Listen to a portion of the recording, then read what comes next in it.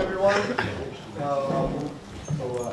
I will be sharing this session, and it's our great pleasure to have Jens from Fine University Berlin telling us about machine learning and combinatorial optimization.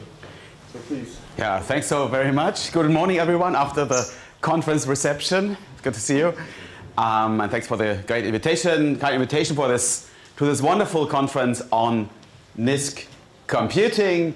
And well, in this talk, I will be trying to be as faithful as I can to the theme of the workshop, and we ask the question whether NISQ devices may possibly have the potential of having applications in machine learning and combinatorial optimization. The answer is no. Are there any questions? No, I'm joking. So, like, one of the reasons we're here today is that quantum devices not only promise computational advantages over classical computers, but this promise seems to be moving closer and closer to reality, creating a lot of interest in the field, mostly for good reasons, I'm tempted to say.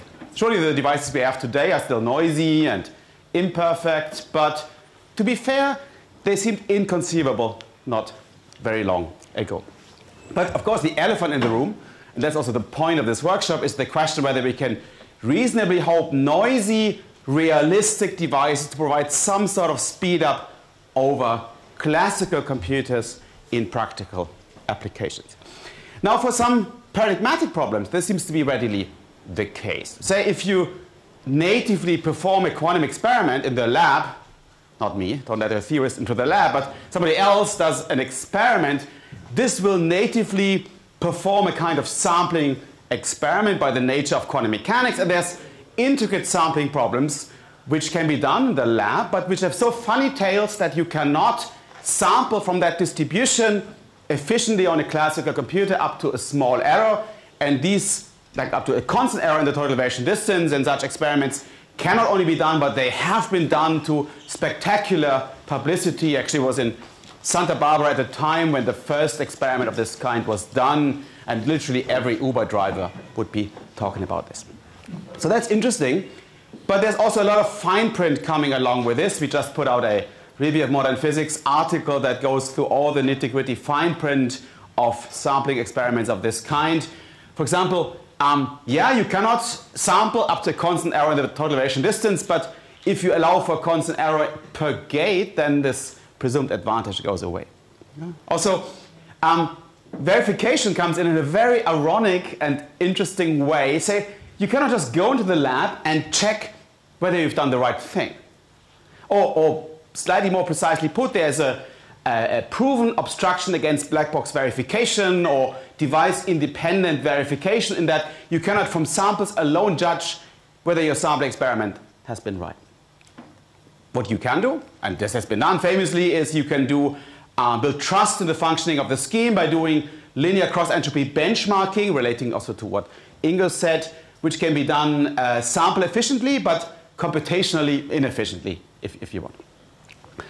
What is interesting, however, if you have some trust in the functioning of your measurement devices, you can do quantum measurements, and you can verify the correctness of a sampling scheme precisely and rigorously, but then you cannot make predictions what comes out, which generates a kind of interesting state of affairs, that you can actually quantum verify the correctness of a sampling scheme, but you cannot efficiently predict what comes out, which is strictly more than the verification alone. And this paper I've been announcing for a million years when the dinosaurs were running around, but this will really now come out very soon on the preprint server.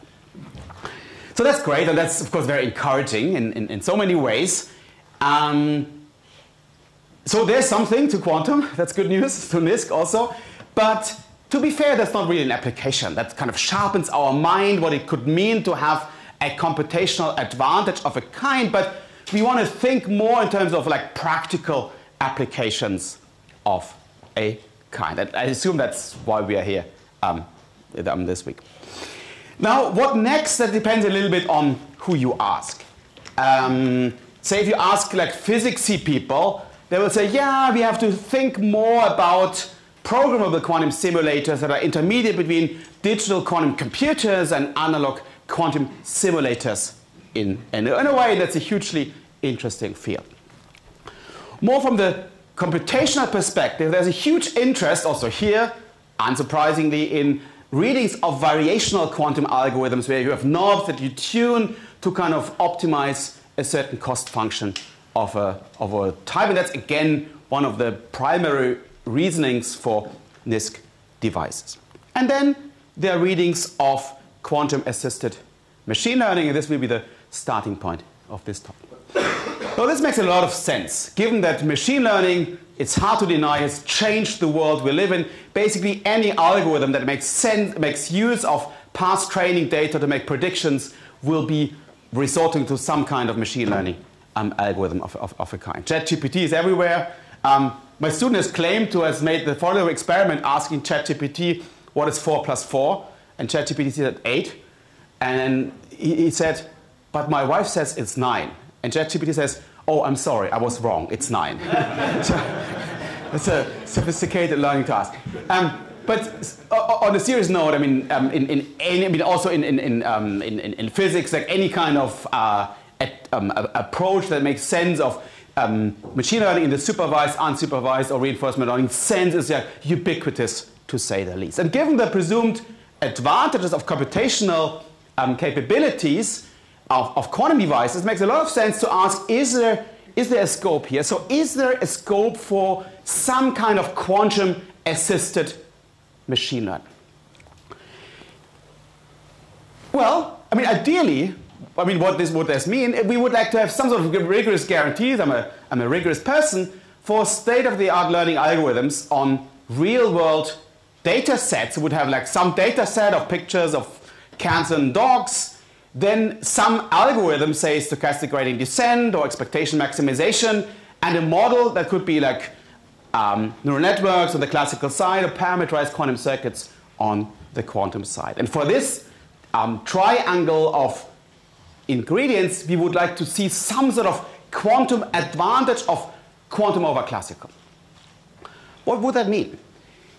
This could mean an advantage in sample complexity. You need fewer pictures of cats and dogs to make your predictions, to learn what a cat is about. And we just saw it, the cat just came in a second ago. There could be an advantage in computational capability in the sense that you can learn faster than a classical computer. Or there could be advantages in generalization bounds that make promises on the performance for unseen data.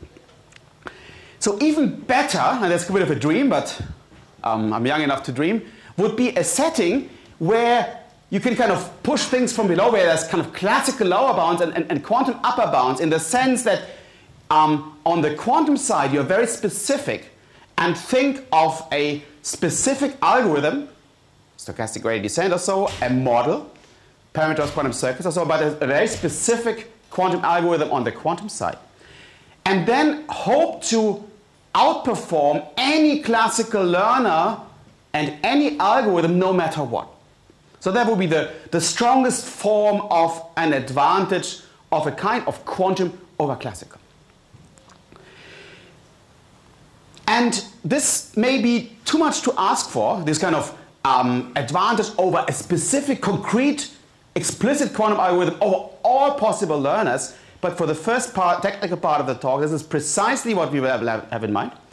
But with one ingredient that I'm very open about, which is we are like really thinking of fine-tuned data sets. So we ask whether we can make substantial progress not on pictures of cats and dogs, but for fine-tuned data sets that are kind of tailored to that purpose. But for that we ask, is there a quantum advantage in this very strong, tight, and precise sense?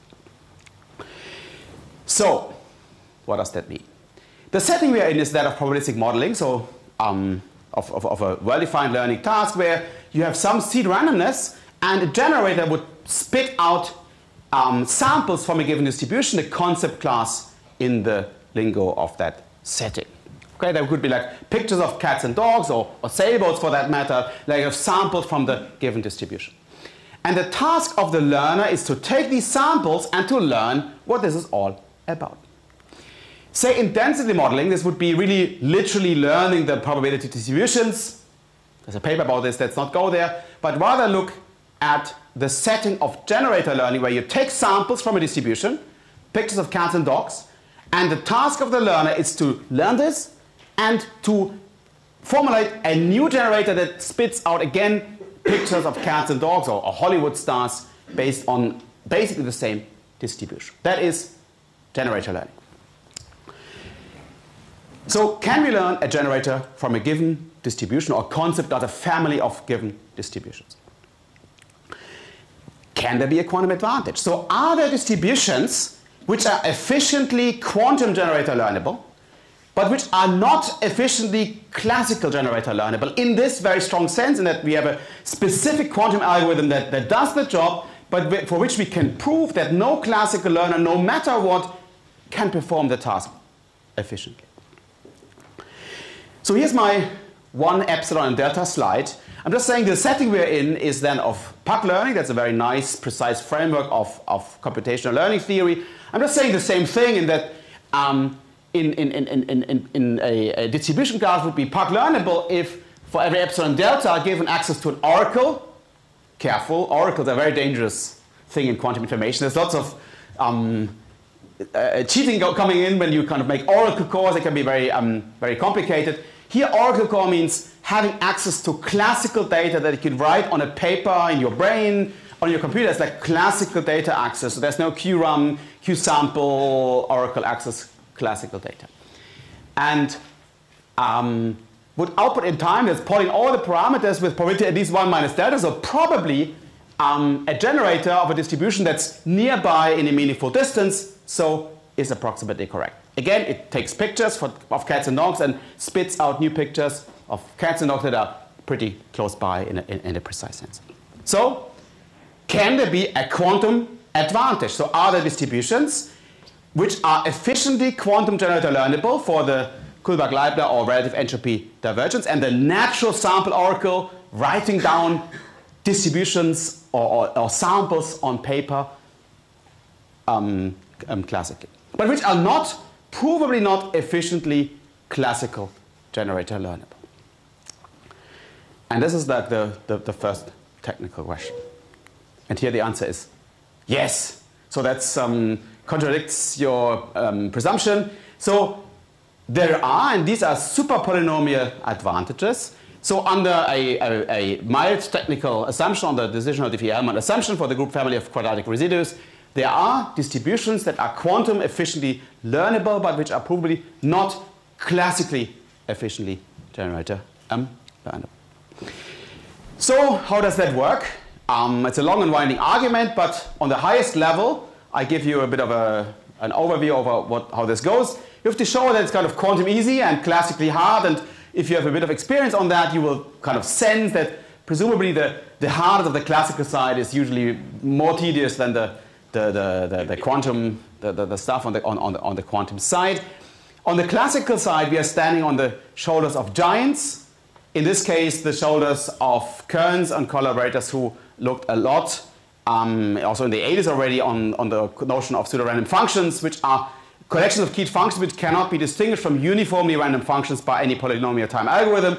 On one side, you have like a couple of points on your domain. On the other side, you have a uniform distribution, and the polynomial time algorithm will not be able to discriminate the two.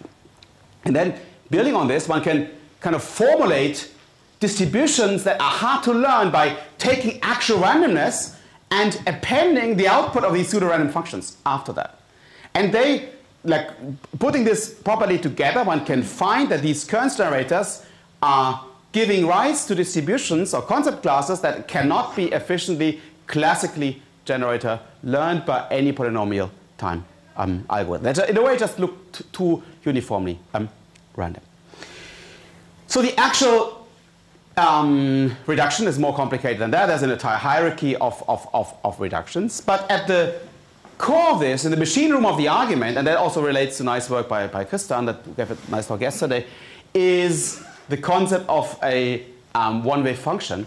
And in quantum information, we know how to break one-wave functions. Shor's algorithm breaks one-wave functions. So the upshot of the argument is that using a quantum algorithm, one can walk backwards this Mikali, Goldreich, Goldwasser tree that gives rise to this construction of pseudo-random function, and one can crack the hard-to-learn distribution classes with a quantum computer.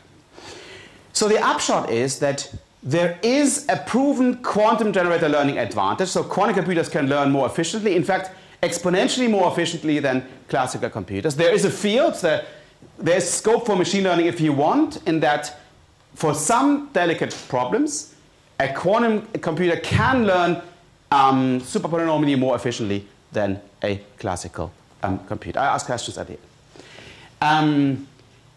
This is motivating and that's encouraging, but of course, to be sure, this requires a fault-tolerant quantum computer. It's not NISQ, and also it's like for very fine-tuned kind of distributions, not pictures of cats and dogs. Which brings us to the second point, asking the question, like, great, it's good to know the field exists. There is a super-polynomial advantage in meaningful learning tasks of quantum over classical learners. But can we think in more NISQ terms in the spirit of this workshop? So can we find a NISQ quantum classical separation?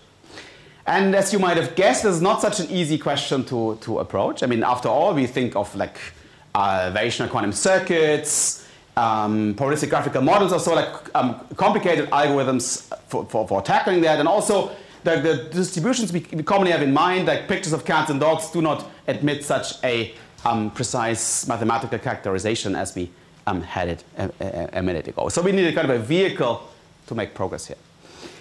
And one vehicle can be that of a Born machine that's kind of in the center of these variational models, like a quantum circuit followed by measurement, accepting that these are the dudes in the center of variational circuits in the various readings that we have had a look at. And we ask the specific question, can actually the output distribution of a quantum circuit be learned with classical and quantum means? So can a classical computer learn the output distribution of a quantum computer? And can a quantum computer learn the output distribution of a quantum computer?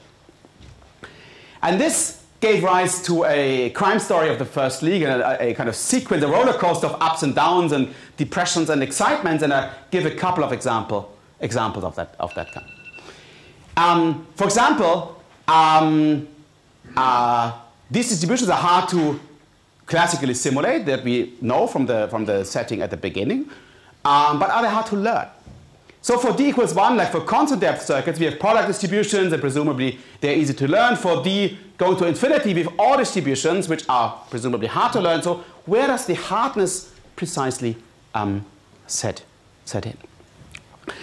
Interestingly, we find that under mild assumptions on pseudo-random functions, we find that circuits of a depth that's only slightly more than constant, learning the output distribution is hard, both for generative and for density modeling, meaning spitting out new generators in the Park sense, and for density modeling. And this, interestingly, is true both for quantum and classical algorithms. So this time, pseudo-random functions cannot be broken, even by quantum algorithms, which also means that there cannot be a quantum advantage. So not even quantum computers for circuits that are a bit deeper than constant cannot learn the output distribution of a quantum computer, which is kind of an obstruction against identifying a quantum advantage of a kind.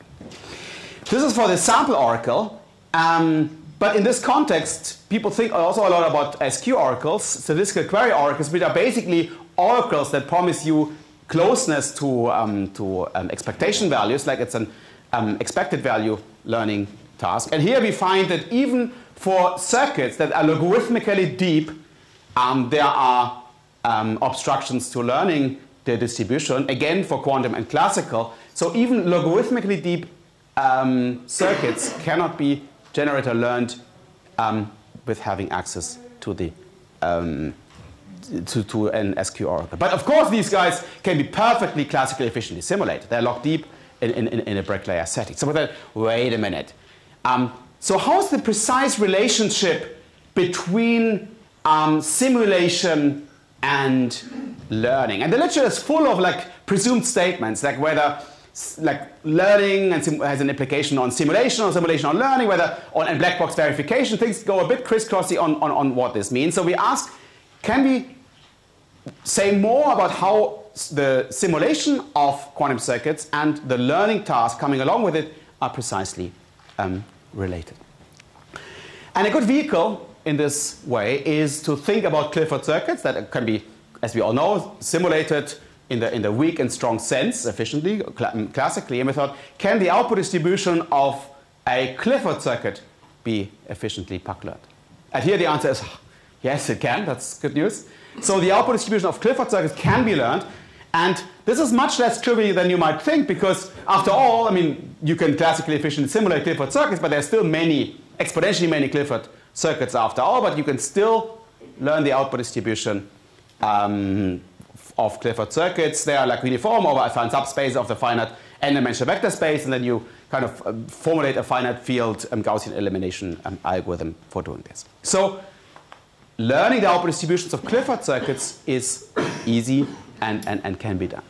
Now we know from the context of quantum error correction and fault tolerance that Cliffords plus T-gate form a universal gate set. So commonly, in many readings, don't get me going, you think of Clifford circuits and add T-gates to uplift them to a universal gate set. And you might think that by adding T-gates, this becomes more and more like a non-Clifford-like distribution. And this should make the task harder and harder when you add T-gates to learn the output distribution. So you can ask, how many T-gates do you need to add to render the learning task of the output distribution hard?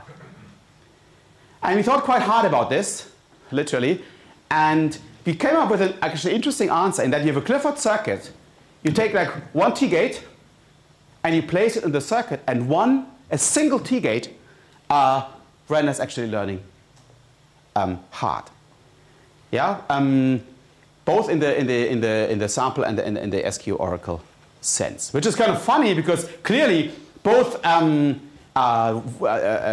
the weak and the strong sense, simulation is perfectly efficiently possible. I mean, you just say, what is a T-gate? Just a superposition of both outcomes. You sample over them, you're done. But the converse thing is not possible. You have the distribution, and a single T-gate renders the learning task hard, which kind of shows how intricate the interplay of simulation and learning is. Actually, the proof is also interesting. It goes like via a parity learning with noise problem, even though there's no noise in that problem. So,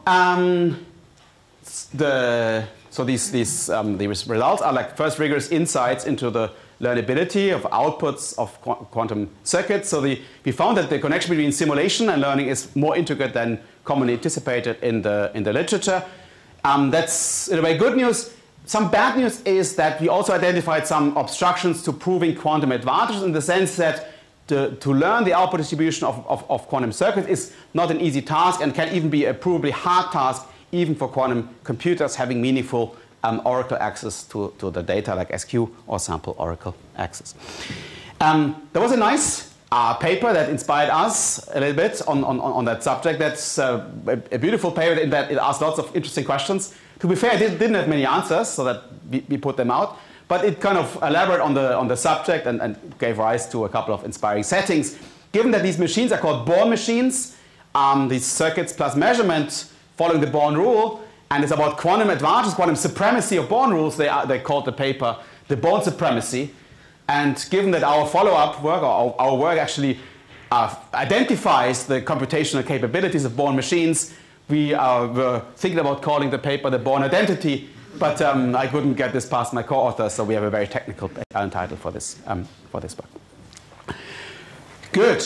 I'm known to keep my time, so it's like 5 minutes left before I come to the questions. So I will use the 5 minutes to kind of hint in my coda on quantum advantages for combinatorial optimization. I should say that what I said so far is like part of a bigger program in our team on exploring, in the spirit of this workshop, the computational capabilities of NISQ devices with ups and downs over the months. For example, we found pretty strong limitations for quantum error mitigation. I'm very happy to say more about. It's a technical result, and we discussed this yesterday, what it precisely means. But already at log depth, asymptotically, there's strong obstructions against doing quantum error mitigation.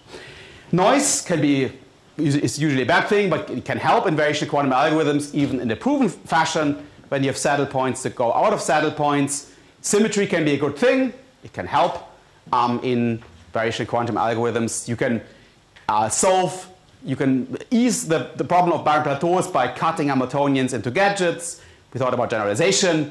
We got a heart attack when we thought that we killed quantum machine learning overnight by having a dequantized algorithm for large classes of variation quantum learning models, until we found that it's the execution of the model that can be efficiently done, but not the training of the classical surrogates, as we call it. Please ask me about this. This gives rise to an interesting state of affairs on the applicability of variation circuits in meaningful learning tasks. And we put out a paper on the quantum training of classical neural networks that indeed involve pictures of cats and dogs. Ask me about this. We just put out with 3 lius, which are all, I mean, I'm a hyper person, but here I found my competitors on using quantum devices to train classical data in a paper that really literally involves pictures of cats and dogs. Also ask me about this if you're interested in the capabilities of quantum devices to train classical networks. But to make my point on combinatorial optimization, this is like more of a guidance statement, in the sense that literally every day you read papers, 5 papers, on using some variation algorithm applied to some combinatorial optimization problem that's not running away fast enough. And that's great. We need this kind of heuristic body of evidence of what's in store. But sometimes you also read ridiculous claims, like in the German form of the Financial Times saying quantum computers can solve all problems in polynomial time. On the title page you say, no.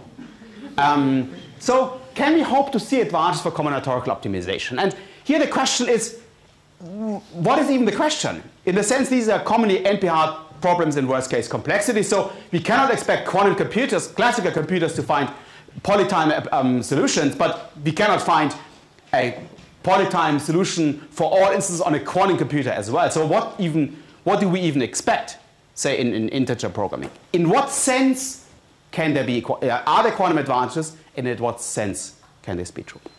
And here we put out a paper just before Christmas in the sense that indeed there are super-polynomial quantum advantages, in the sense that a quantum computer can approximate hard instances originated from the hardest inverting the RSA function in polynomial time. Instances that can be well approximated in polynomial time on a quantum computer, but that can probably not well approximated on a classical computer in polynomial time. So it's about the instances. Some instances, say, of integer programming can be well approximated quantumly, but not approximated classically. So there is a super-polynomial quantum speedup. I couldn't resist on writing down the Hamiltonian in some chapter that would give rise to the variational Hamiltonian problem if it was done as a variational problem, but I insist it's a not NISQ setting. It's not a variational algorithm, but one can relate it to the NISQ world by writing down a Hamiltonian that would encapsulate the problem at hand. But it's constructive. One can classically find hard instances, so I can really spell out the instances of integer programming where this is the case, which is highly encouraging, but again, it's our homework to relate this better to quantum approximate optimization. But there is a super-polynomial advantage in meaningful readings of combinatorial optimization, which is encouraging. Good. Let me outlook. So this talk and this conference is dedicated to the question whether we can reasonably hope noisy, realistic quantum device to provide a speed up over classical computers. We found that indeed there is a super-polynomial advantage in Park learning in a well-defined, mathematically precise framework of learning. There is a super-polynomial advantage in the strongest possible sense, but not NISQ and for very fine-tuned data sets. So we need a lot of structure, and we ask how much structure do we need. That's not so clear, but there is a field. But on the bad side, it's not so clear what we really need to have this advantage in the NISQ world. And there's lots of ups and downs and strange observations, a single T-gate, renderless learning hard, so the last word has not been spoken on NISQ devices on learning. But again, there is something to be done on the positive side. That a little noise can be a good thing. I didn't spend so much time on that, but it's also nice to see that sometimes you can wobble and tackle things by adding a bit of noise, not by reducing it, which is somewhat encouraging. But then on the negative side, error mitigation, that's no doubt instrumental in the NISQ world. I mean, we've seen this spectacular talk by Christian yesterday on pushing the limits, but this is not an asymptotic statement. Okay, I mean, my life is also not asymptotic, it's not everything, But already beyond log deep circuits, there's information theoretic obstructions against doing error mitigation. I'm happy to say more about it. Then we found super-polynomial advantages in combinatorial optimization, in the sense that there are advantages in the strongest possible sense. They're not NISQ yet, and I don't want to make too loud claims here, but I mean, there is a field, and there are some instances that we can approximate well on a quantum computer, but not on a classical computer. But how much can we put this to the NISQ world? So I don't know. I would love to see, and let's see how this goes. So again, back to the question, can we hope noisy realistic quantum device to provide a speed up over classical computers? And on this, I would like to say, definitely maybe. And on this note, I thank you very much for your attention. I'm looking forward to questions you might possibly have. Thanks.